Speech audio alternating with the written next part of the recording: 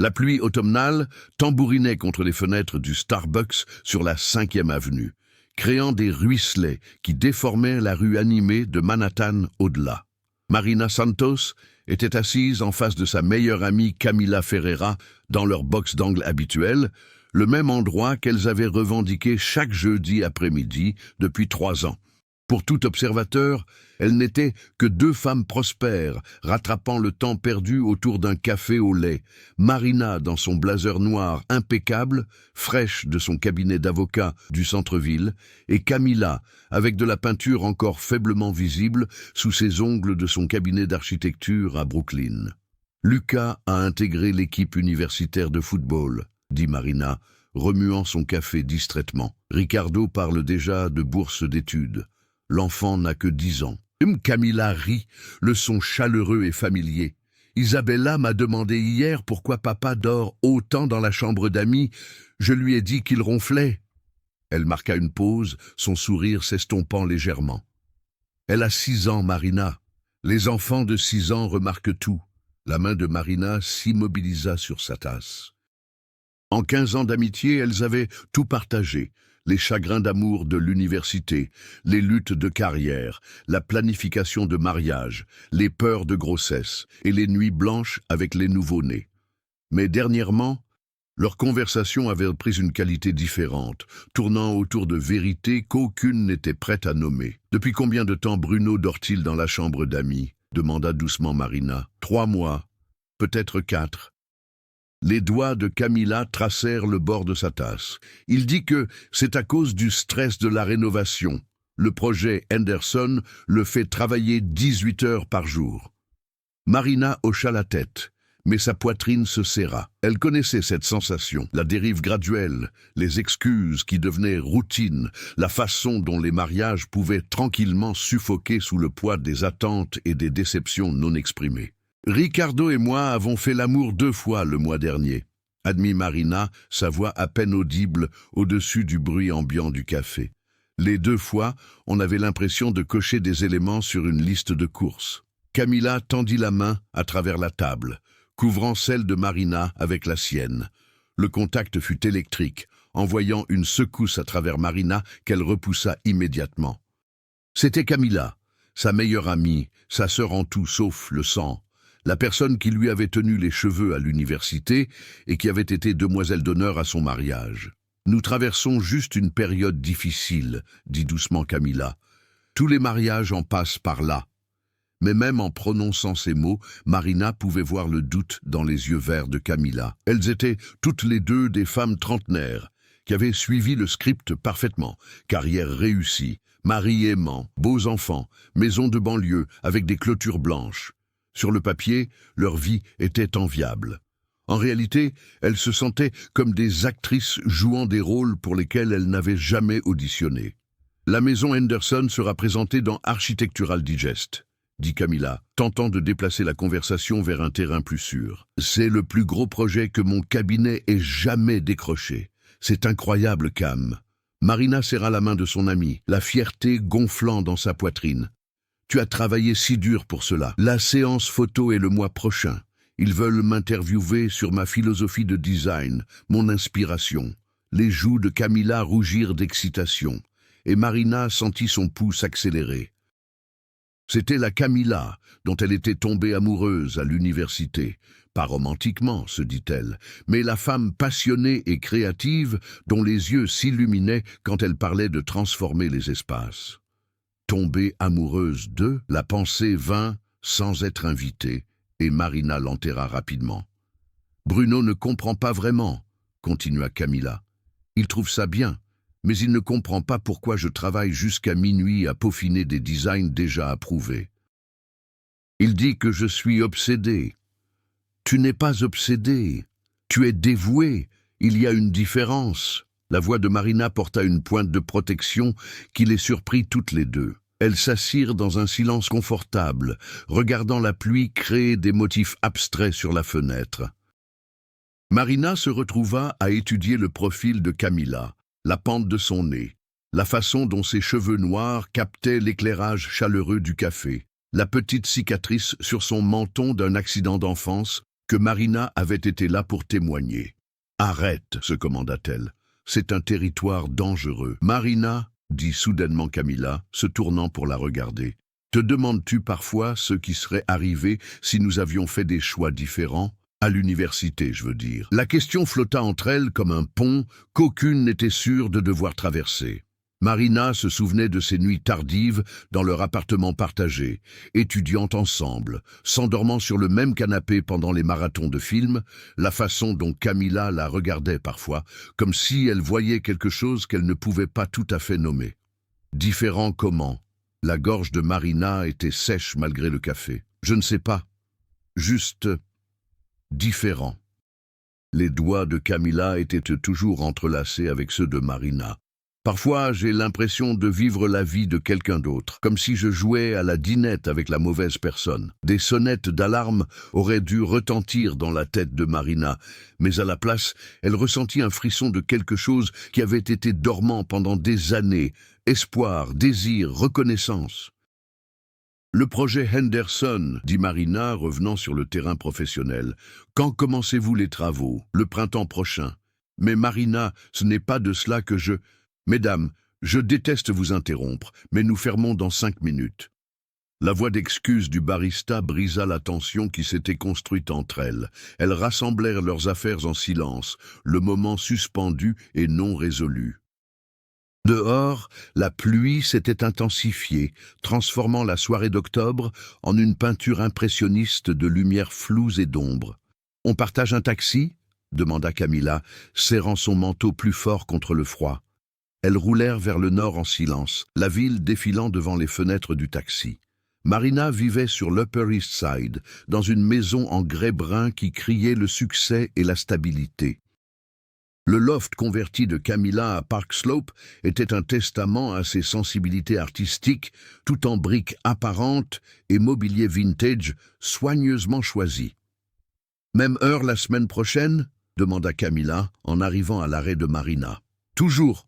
répondit Marina, mais le mot portait un poids qu'il n'avait jamais eu auparavant. Alors que le taxi s'éloignait, Marina resta sur son perron, regardant les feux arrière disparaître dans la nuit trempée de pluie. À l'intérieur, elle pouvait voir la lueur chaude des fenêtres de son salon, Ricardo probablement aidant Lucas avec ses devoirs pendant que Sofia regardait des dessins animés. Le tableau parfait de la félicité domestique. Alors pourquoi avait-elle l'impression d'étouffer? Son téléphone vibra avec un texto de Camilla. « Merci d'avoir écouté. Tu sais toujours exactement quoi dire. » Marina fixa le message pendant un long moment avant de répondre. C'est à cela que servent les amis. Mais en gravissant les marches de sa porte d'entrée, elle ne pouvait pas se débarrasser de la sensation qu'elles se mentaient toutes les deux sur ce qu'elles devenaient. Le son de la vie de famille la salua en entrant. La voix de Ricardo expliquant les fractions, les gloussements de Sofia, la télé murmurant en arrière-plan. Normal, sûr, tout ce sur quoi elle avait construit sa vie. « Comment était le café avec Camilla ?» demanda Ricardo sans lever les yeux des devoirs de maths de Lucas. « Bien, » répondit Marina, accrochant son manteau. Son cabinet a décroché une grande couverture magazine. « C'est gentil, chérie. Lucas, essaie ce problème encore une fois. » Marina monta les escaliers vers leur chambre, chaque marche semblant plus lourde que la précédente. Dans le miroir, elle étudia son reflet. Avocate prospère, épouse dévouée, mère aimante. Mais derrière sa posture professionnelle, elle vit quelque chose qui s'agitait, qu'elle pensait être enterrée pour toujours. La femme qui lui rendait son regard se souvenait de ce que c'était que de vouloir quelque chose qu'elle ne pouvait pas nommer, de se sentir vivante d'une manière qui n'avait rien à voir avec les réalisations ou les responsabilités.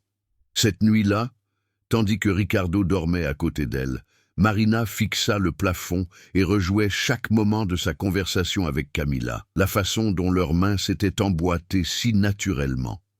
L'électricité qu'elle avait ressentie au contact le plus simple. La question qui était restée sans réponse entre elles, et si nous avions fait des choix différents? La pensée la suivit dans des rêves agités, où la pluie dehors semblait laver les frontières soigneuses qu'il avait gardées en sécurité si longtemps. 3 semaines plus tard, le complexe de la vallée de l'Hudson s'étendait sur des collines ondulantes, peintes dans le feu d'octobre, érables dorés et cramoisis, chênes ambrés, le genre d'automne parfait de carte postale qui faisait que les citadins se souvenaient pourquoi ils aimaient le Nord-Est. Marina se tenait sur la véranda enveloppante du pavillon principal, respirant l'air vif qui portait des indices de fumée de bois et de cidre de pomme. « Retraite annuelle de couple », murmura-t-elle pour elle-même, regardant Ricardo sortir de leur cabane avec leur sac de week-end. 15 ans de mariage, et nous avons besoin d'aide professionnelle pour nous rappeler pourquoi nous nous plaisons. La retraite avait été l'idée de Ricardo, suggérée par son thérapeute après ce qu'il avait diplomatiquement appelé leur défi de communication. 8 couples, 3 jours d'atelier avec des noms comme « raviver l'intimité » et « se disputer équitablement ». Marina avait accepté parce que dire non aurait nécessité des explications qu'elle n'était pas prête à donner. « La cabane des Ferreira est juste à côté », dit Ricardo, la rejoignant sur la véranda. Bruno a mentionné qu'ils avaient hâte de prendre du temps libre. Apparemment, Camilla travaille jour et nuit sur cette couverture magazine. Le pouls de Marina s'accéléra à la mention du nom de Camilla, une réponse qu'elle essayait de supprimer depuis des semaines. Depuis leur conversation au café, leur rencontre du jeudi avait pris une qualité différente, plus intime, chargée de questions non exprimées. Les voilà maintenant ? Ricardo fit signe vers le chemin où Bruno et Camilla marchaient main dans la main, ressemblant au couple parfait qu'ils avaient toujours semblé être. Mais Marina remarqua ce que Ricardo ne vit pas, la façon dont le sourire de Camilla n'atteignait pas tout à fait ses yeux, la distance soigneuse qu'elle maintenait même en tenant la main de Bruno, la tension subtile dans ses épaules que Marina avait appris à lire au cours de 15 ans d'amitié. « Marina ! Ricardo !» La voix de Bruno retentit dans l'espace entre eux. C'était un homme bien, conseiller financier, prospère, père dévoué, le genre de mari qui se souvenait des anniversaires et n'oubliait jamais de prendre du lait. Il était aussi, Marina avait commencé à réaliser, complètement inadéquat pour Camilla. Les deux couples s'embrassèrent en guise de salutation et Marina ressentit le choc familier quand Camilla l'étreignit, une étincelle de reconnaissance qui sembla passer entre elles comme une poignée de mains secrètes. « Comment était le trajet ?» demanda Ricardo. Toujours l'hôte consommé même dans un complexe. « Magnifique !» répondit Camilla, ses yeux trouvant ceux de Marina. Bien que je n'arrêtais pas d'être distraite par le feuillage. Il y a ce bosquet d'érable à environ 30 km en arrière qui ferait une série de photos incroyables. Toujours à penser comme une artiste, dit Bruno avec une exaspération affectueuse. Je jure qu'elle voit la beauté en tout, sauf la relaxation. Marina capta le léger tressaillement qui traversa le visage de Camilla, l'expression de quelqu'un qui avait entendu cette critique particulière trop de fois. « C'est ce qui rend son travail si spécial », dit Marina, se surprenant par la pointe protectrice dans sa voix. Le projet Henderson ne serait pas présenté dans Architectural Digest si elle ne voyait pas les choses différemment. Le sourire de Camilla devint authentique, chaud de gratitude, et Marina ressentit ce frisson dangereux dans sa poitrine à nouveau. Le premier atelier était « Communication consciente », dirigé par Dr Sarah Chen, une femme petite avec des cheveux grisonnants et le genre de présence calme qui suggérait qu'elle avait entendu toutes les plaintes maritales du livre. « Mettez-vous en pair avec vos partenaires », instruisit Dr Chen. Nous allons pratiquer l'écoute active. Une personne partage quelque chose qu'elle ressent mais n'a pas exprimé. L'autre écoute sans jugement ni réponse immédiate. Marina se retrouva face à Ricardo sur un tapis de yoga, les autres couples disposés de manière similaire autour de la salle de conférence rustique. À travers les grandes fenêtres, elle pouvait voir Camilla et Bruno s'installer à proximité et elle se força à se concentrer sur son mari. « Vas-y en premier !» dit Ricardo, s'installant en position de jambes croisées. Marina le regarda, vraiment regarda, pour la première fois depuis des mois. Il était toujours beau à 37 ans, avec de l'argent qui se faufilait dans ses cheveux noirs et des rides de rire qui parlaient de sa personnalité naturellement optimiste. Il était un bon père, un mari fidèle, un partenaire fiable dans la vie qu'ils avaient construite ensemble. Alors pourquoi avait-elle l'impression de se noyer? J'ai l'impression de disparaître, dit-elle doucement. Pas de mourir, pas de partir, juste de m'estomper, comme si je devenais invisible dans ma propre vie.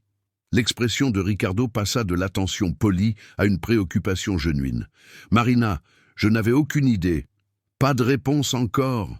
La voix de Dr. Chen porta doucement à travers la salle. « Recevez juste ce qui est partagé. » Marina continua, surprise par les mots qui sortaient d'elle. « J'aime nos enfants, j'aime notre vie. Mais quelque part en chemin, j'ai arrêté de me sentir comme moi-même.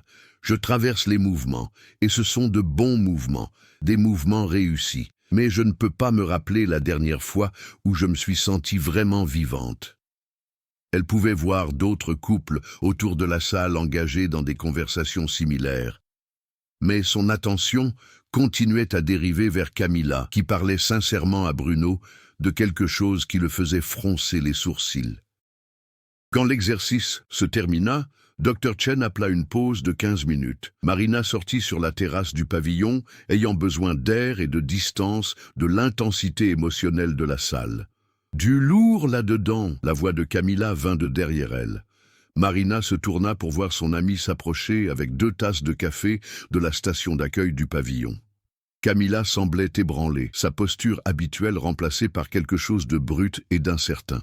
« Qu'est-ce que tu as dit à Bruno ?» demanda Marina, acceptant la tasse chaude avec gratitude. « Que j'ai l'impression de vivre dans une maison qu'il a construite pour quelqu'un d'autre. » Camilla s'appuya contre la rambarde de la terrasse, fixant les collines. « Que je l'aime, mais je ne pense pas être amoureuse de lui plus, peut-être que je ne l'ai jamais été. » L'admission flotta entre elles comme une confession. Marina sentit son rythme cardiaque s'accélérer, reconnaissant le territoire dangereux qu'elles entraient. Qu'est-ce qu'il a dit? Qu'on peut réparer ça, c'est sa solution à tout. Identifier le problème et le réparer. Le rire de Camilla était creux. Il veut programmer des soirées de rendez-vous et planifier des escapades romantiques. Il ne comprend pas qu'on ne peut pas concevoir la chimie. Marina s'approcha, ostensiblement pour s'appuyer sur la rambarde à côté de Camilla, mais vraiment parce qu'elle avait besoin d'être près d'elle. Peut-être que ce n'est pas juste envers lui. Il essaie. Je sais qu'il essaie. C'est ce qui rend ça si affreux. Camilla se tourna pour faire face à Marina, et la lumière de l'après-midi capta les paillettes dorées dans ses yeux verts. « Je continue de penser à ce que tu as dit ce jour au Starbucks. À propos de se sentir comme si tu cochais des éléments sur une liste de courses. Cam. Non, laisse-moi dire ça. » La voix de Camilla était urgente maintenant. J'y pense depuis des semaines. À propos de pourquoi j'attends avec impatience nos rendez-vous café du jeudi plus que toute autre partie de ma semaine. À propos de pourquoi je peux te parler pendant des heures de choses que Bruno trouve ennuyeuses. À propos de pourquoi... Madame Santos? Madame Ferreira? La voix de Dr. Chen interrompit depuis la porte. Nous commençons la prochaine session. Elles suivirent la thérapeute à l'intérieur, mais quelque chose avait changé entre elles. Marina pouvait le sentir comme un courant électrique, invisible mais indéniable. La session de l'après-midi se concentrait sur redécouvrir l'intimité, qui incluait des exercices de partenaires qui impliquaient un contact visuel soutenu et une respiration synchronisée. Marina se retrouva jumelée avec Ricardo à nouveau, mais elle était intensément consciente de Camilla et Bruno à quelques pieds seulement. « Regardez dans les yeux de votre partenaire », instruisit Dr. Chen. « Respirez ensemble, laissez-vous être vus. » Marina fixa les yeux bruns familiers de Ricardo, essayant de retrouver la connexion qui les avait réunis à l'école de droit. Il la regardait avec tant d'espoir, un désir si genuin de réparer ce qui s'était brisé entre eux. Mais par-dessus son épaule, elle captait des aperçus de Camilla, dont l'expression suggérait qu'elle luttait avec la même déconnexion que Marina ressentait. Ce soir-là, il y eut un dîner de groupe suivi de ce que le complexe appelait diplomatiquement « temps libre ». Les couples se dispersèrent, certains vers le jacuzzi, d'autres vers la salle de jeu, quelques âmes courageuses vers les sentiers de randonnée malgré le froid d'octobre précoce. Marina se retrouva seule sur la véranda enveloppante du pavillon. enveloppé dans une couverture et sirotant un verre de vin. La vallée de l'Hudson s'étendait en dessous d'elle dans l'obscurité, des points de lumière marquant des maisons et des villes distantes. Elle avait dit à Ricardo qu'elle avait besoin d'air. Il était parti appeler les enfants et vérifier avec la babysitter. Tu ne pouvais pas dormir non plus? Camilla émergea des ombres, son propre verre de vin à la main. Elle avait changé ses vêtements d'atelier pour un jean et un pull doux qui la faisait paraître plus jeune, plus comme la fille d'université que Marina avait autrefois connue. Où est Bruno? Appel de conférence avec un client à Hong Kong. Une urgence qui ne pouvait pas attendre jusqu'à lundi. Camilla s'installa dans le fauteuil à bascule, à côté de celui de Marina. L'histoire de notre mariage, son travail passe toujours en premier, même quand nous sommes censés réparer notre relation. Elles s'assirent dans un silence confortable, le genre qu'elles avaient perfectionné au cours d'années d'amitié. Mais cette nuit était différente, chargée des conversations qu'elles avaient commencées, mais pas finies. « Marina !» dit finalement Camilla, sa voix douce dans l'obscurité. « Ce jour au café, quand j'ai demandé à propos de faire des choix différents, Cam, ne fais pas ça.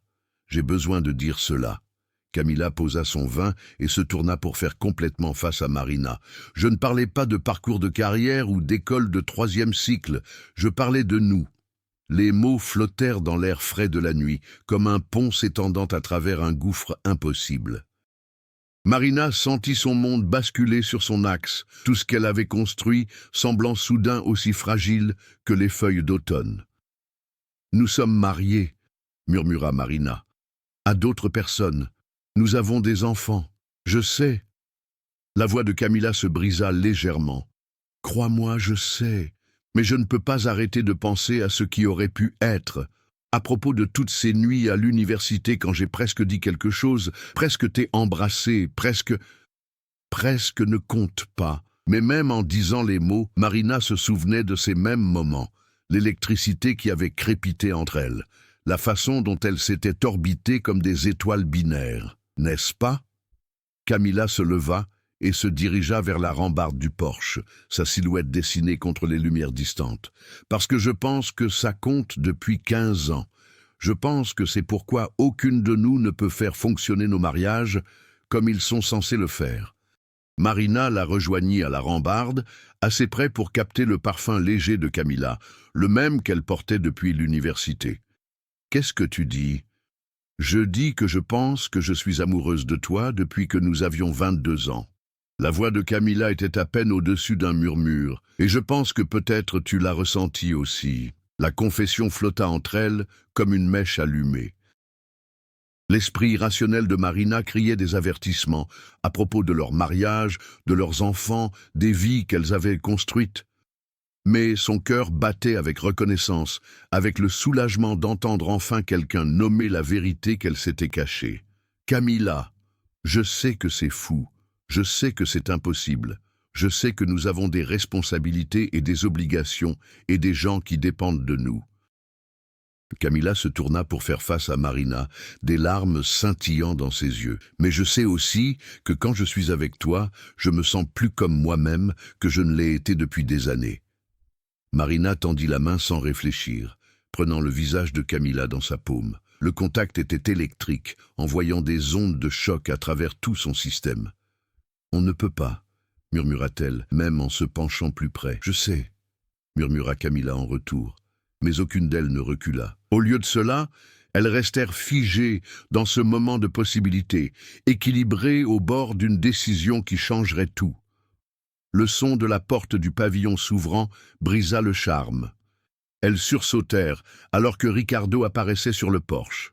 « Vous voilà, dit-il, apparemment inconscient de la tension qui crépitait dans l'air. « Bruno te cherche, Camilla. Quelque chose à propos de la babysitter qui appelle ?»« D'accord, dit Camilla, sa voix remarquablement stable. Je dois y aller. » Elle passa devant Marina en entrant et leurs doigts se touchèrent juste un instant. Un contact qui semblait à la fois une promesse et un au revoir. « Tout va bien ?» demanda Ricardo, s'installant à côté de Marina à la rambarde. « Tout va bien, » mentit Marina, son cœur battant encore de comme elles étaient revenues près de franchir une ligne qui ne pouvait pas être non franchie. Je profite juste du calme. Mais alors que Ricardo commençait à parler des ateliers de la journée et de ses espoirs pour leur mariage, Marina se retrouva à fixer la porte du pavillon où Camila avait disparu. Les mots résonnèrent dans sa tête comme un mantra. « Je pense que je suis amoureuse de toi depuis que nous avions 22 ans. » Pour la première fois depuis des années, Marina se sentait vraiment éveillée. La question était de savoir si elle était assez courageuse pour faire quelque chose à ce sujet. Une semaine plus tard, le cabinet d'avocats Morrison, Santos and Associates occupait 3 étages d'une tour de verre à Midtown Manhattan, ses lignes modernes et son mobilier coûteux, projetant exactement le genre de succès dont Shit, la carte du pédiatre d'Isabella. Marina ferma les yeux, se souvenant de ce week-end volé. Elles avaient dit à leur mari qu'elles assistaient à un séminaire de développement professionnel, mais à la place avaient conduit vers un petit hôtel-boutique dans le Connecticut où elles pouvaient être ensemble sans crainte de rencontrer quelqu'un qu'elles connaissaient. 48 heures de prétendre être un couple normal, dormant dans le même lit, commandant le service de chambre, se promenant main dans la main dans les jardins de l'hôtel. Cela avait été parfait et douloureux, un aperçu de la vie qu'elles pourraient avoir si elles étaient assez courageuses pour choisir l'amour plutôt que la sécurité. « Qu'est-ce qu'il a dit exactement ?» demanda Marina. « Il m'attendait quand je suis rentré de la fête du bureau, juste assis dans le salon sombre, avec le reçu dans sa main. La voix de Camila était à peine au-dessus d'un murmure.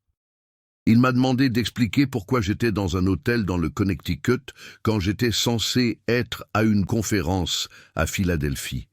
Alors, je lui ai dit la vérité. Tout. Que je t'aime. Que nous avons une aventure depuis des mois. Que je ne sais pas comment choisir entre la vie que j'ai construite et l'amour que je n'ai jamais pensé trouver.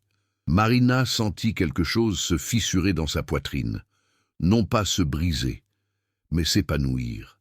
Malgré la terreur de l'exposition, malgré l'impossibilité de leur situation, il y avait un soulagement dans l'honnêteté de Camila.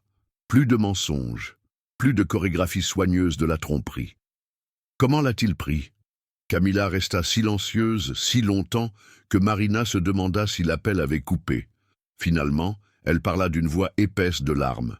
Il a dit qu'il soupçonnait depuis des mois que j'avais été différente, distraite, distante, émotionnellement absente, même quand j'étais physiquement présente. Il a dit que me regarder m'illuminer chaque fois que tu appelais ou textais était comme regarder quelqu'un d'autre habiter le corps de sa femme. Marina pensa aux observations similaires de Ricardo, la distance croissante qu'il avait remarquée, mais attribuée au stress du travail ou à l'agitation de mi-vie. « Qu'est-ce qu'il veut de nous? Il veut que je choisisse. » La voix de Camila était à peine un murmure. « Il dit qu'il ne me forcera pas en thérapie ou ne me suppliera pas de rester. Mais il veut une décision, lui ou toi. Notre mariage ou quoi que ce soit entre nous. » Marina sentit la pièce tournoyer autour d'elle. Le choix qu'elle évitait depuis des mois était finalement forcé sur elle, et elle n'était pas prête. Elle ne serait jamais prête. « Et tu lui as dit que j'ai besoin de temps pour réfléchir, que je lui dois à Isabella, à notre mariage, à moi-même de vraiment considérer ce que je fais. » La voix de Camila se brisa. « Mais Marina, la vérité est que je sais déjà ce que je veux. Je le sais depuis des mois. »« Qu'est-ce que tu veux ?» murmura Marina, même si elle avait peur de la réponse. « Toi, je te veux. Je veux une vie où je n'ai pas à mentir sur qui j'aime, où je peux te tenir la main en public, où nous pouvons construire quelque chose ensemble qui ne nécessite pas de détruire tout le reste auquel nous tenons. » Marina ferma les yeux, sentant des larmes déborder. « Mais c'est impossible, n'est-ce pas? Nous ne pouvons pas avoir ça sans perdre nos enfants, nos carrières, tout ce pour quoi nous avons travaillé. Peut-être, dit doucement Camila. Ou peut-être que nous sommes plus fortes que nous le pensons. Peut-être que l'amour vaut le risque. » Avant que Marina puisse répondre, elle entendit des pas dans les escaliers. La voix de Ricardo appela. « Marina, tu vas bien là-haut ?»« Je dois raccrocher, » murmura Marina dans le téléphone. « La réunion demain, Je sais, j'y serai. » Marina raccrocha juste comme Ricardo apparaissait dans l'embrasure de la porte, l'inquiétude écrite sur son visage. « Encore malade ? Un peu, » dit Marina, ce qui était vrai. Elle se sentait nauséeuse de peur et d'anticipation, et du poids terrible des décisions qui ne pouvaient pas être annulées. « Tu veux que j'annule la fête des Henderson demain ? On pourrait rester à la maison, commander des pizzas, regarder des films avec les enfants, les Henderson. Bien sûr, la fête annuelle de leurs amis, la même fête où elle devrait sourire et faire la conversation pendant que son monde s'effondrait. Mais si elle n'y allait pas, si elle brisait leur routine maintenant, Ricardo soupçonnerait que quelque chose n'allait pas. « Non, nous devrions y aller, » dit Marina. « Je me sentirais mieux d'ici là. » Mais en s'allongeant dans le lit cette nuit-là, écoutant la respiration régulière de Ricardo à côté d'elle, Marina savait qu'elle ne se sentirait pas mieux.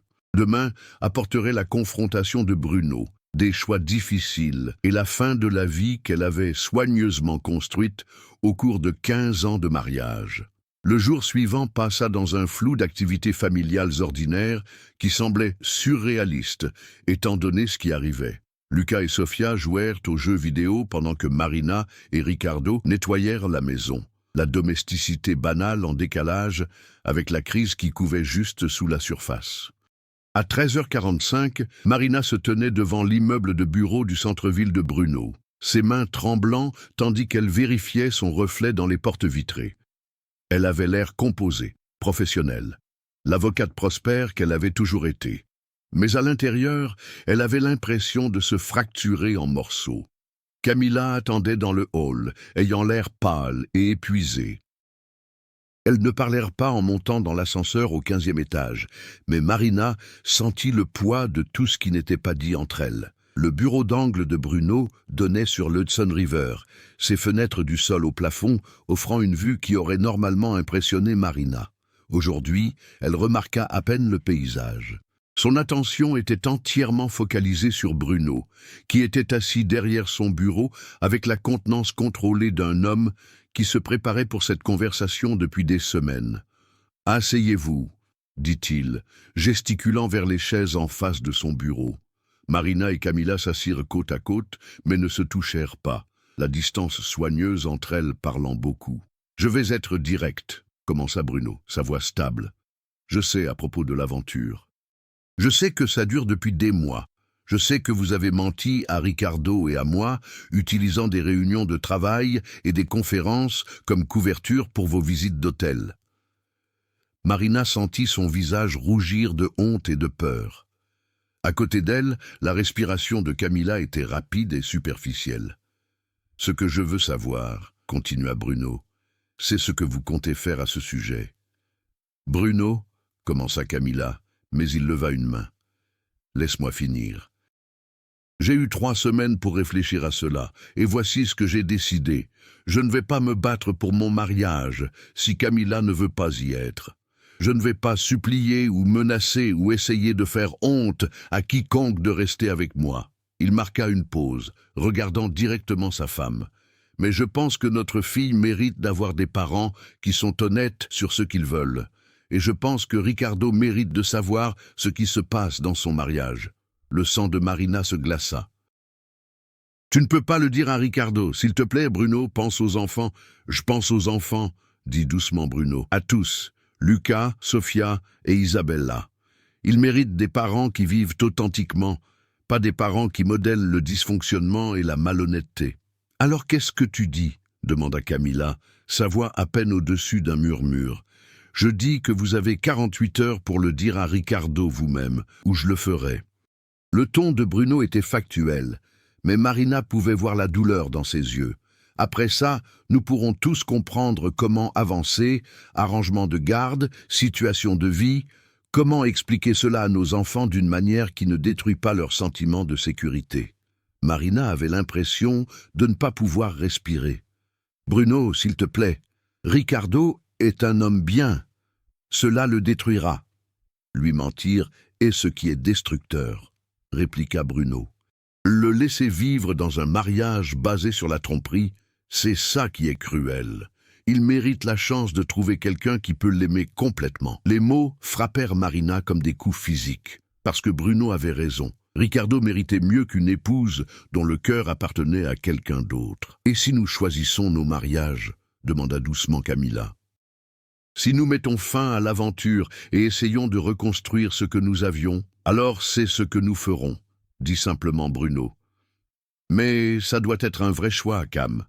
Pas quelque chose que tu fais par culpabilité ou peur ou obligation. Notre mariage ne peut pas survivre, à moins que nous deux voulions vraiment y être. » Marina regarda Camilla, voyant sa propre terreur reflétée dans le visage de son amie.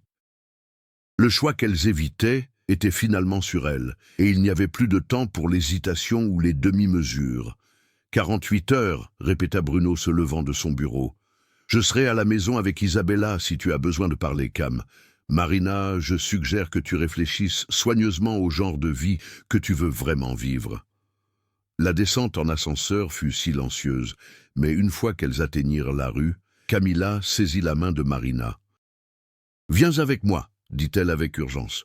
Allons quelque part où nous pouvons parler. » Elles marchèrent vers un café voisin, pas leur Starbucks habituel, mais un endroit plus petit où elles pouvaient s'asseoir dans un coin arrière et parler en privé. Marina commanda du thé qu'elle ne boirait pas, tandis que Camilla prit un café qui refroidirait pendant qu'elle parlait.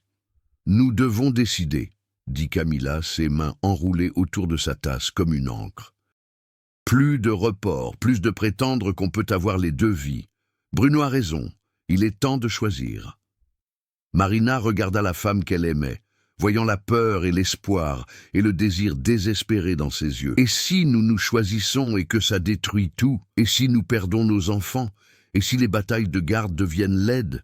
Et si nous ne nous choisissons pas et passons le reste de nos vies à nous demander ce qui aurait pu être ?» interrompit Camilla. « Marina, j'y pense depuis des semaines. Oui, le divorce sera compliqué et douloureux.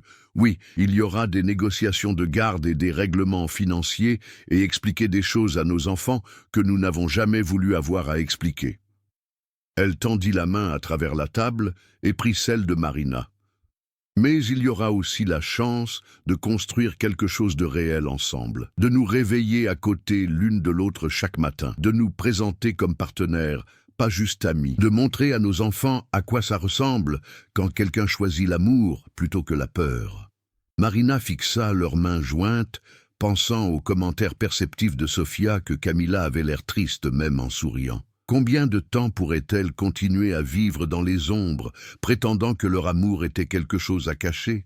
« Qu'en est-il de Ricardo ?» demanda doucement Marina. « Il n'a été que gentil et patient et dévoué.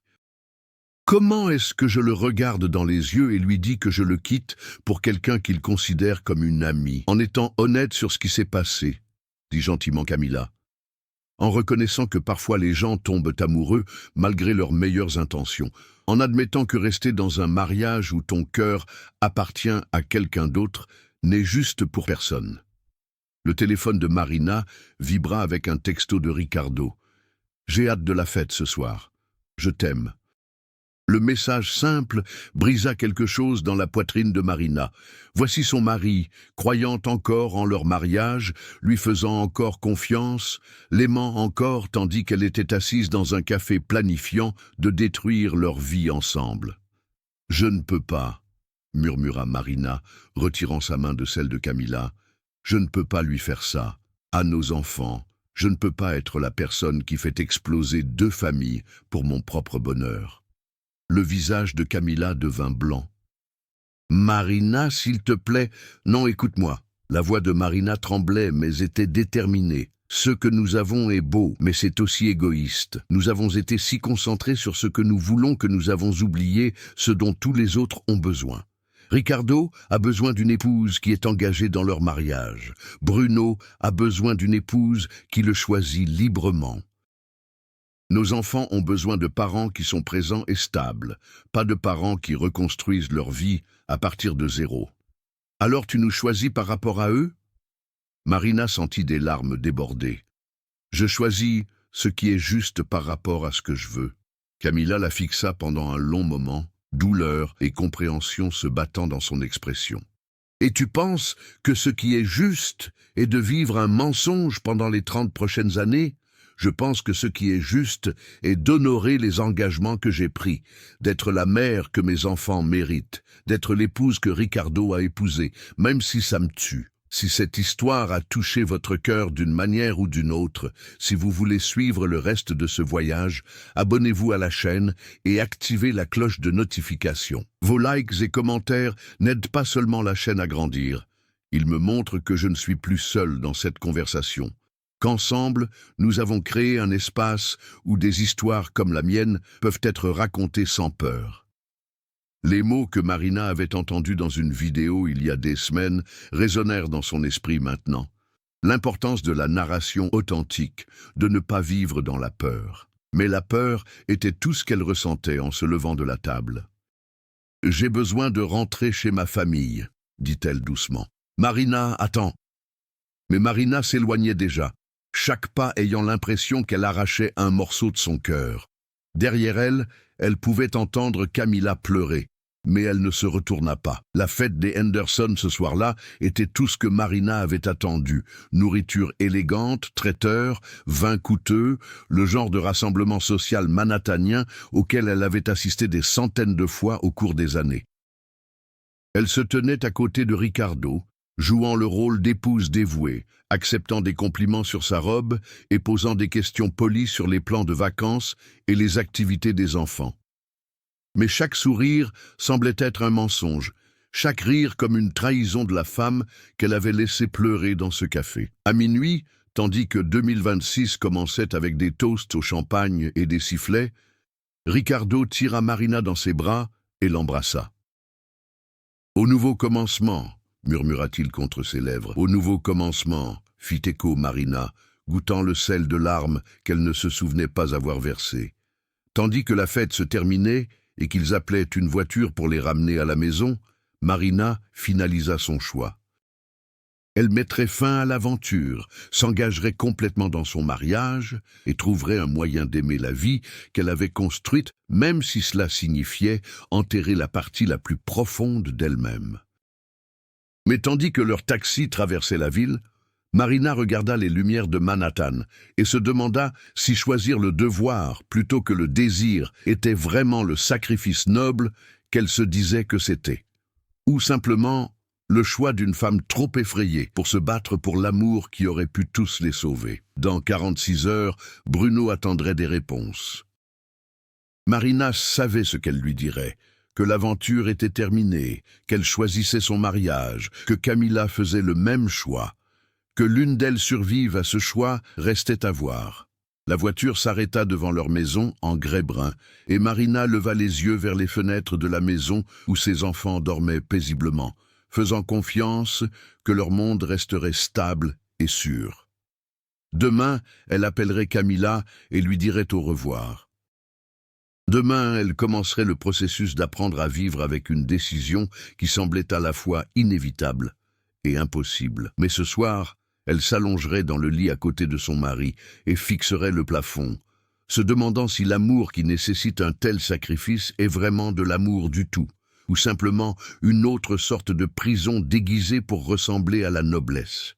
L'histoire pourrait se terminer ici, avec le devoir triomphant et le désir maîtrisé. Ou elle pourrait continuer, avec la reconnaissance que certains choix sont trop grands pour un seul moment, trop complexes pour des résolutions propres. Marina ferma les yeux et essaya de s'imaginer à 50 ans, à 60 ans, repensant à ce réveillon du Nouvel An. Se souviendrait-elle de ça, comme la nuit où elle sauva sa famille, ou la nuit où elle abandonna sa seule chance de bonheur authentique? La réponse se révélerait avec le temps. Mais tandis que 2026 commençait, Marina Santos faisait face à la vérité la plus difficile de sa vie adulte, que parfois aimer quelqu'un signifie faire des choix qui semblent mourir, et parfois la chose la plus courageuse que vous puissiez faire est d'admettre que la vie que vous avez construite n'est pas la vie que votre cœur peut survivre. Cette histoire explore les intersections complexes de l'amour, du devoir et de l'authenticité dans la vie américaine moderne. Située dans le contexte de l'élite professionnelle de Manhattan, Elle examine ce qui arrive quand le cœur veut ce que l'esprit sait qu'il ne peut pas avoir, et si choisir la sécurité plutôt que la passion est de la sagesse, ou simplement une autre forme de peur.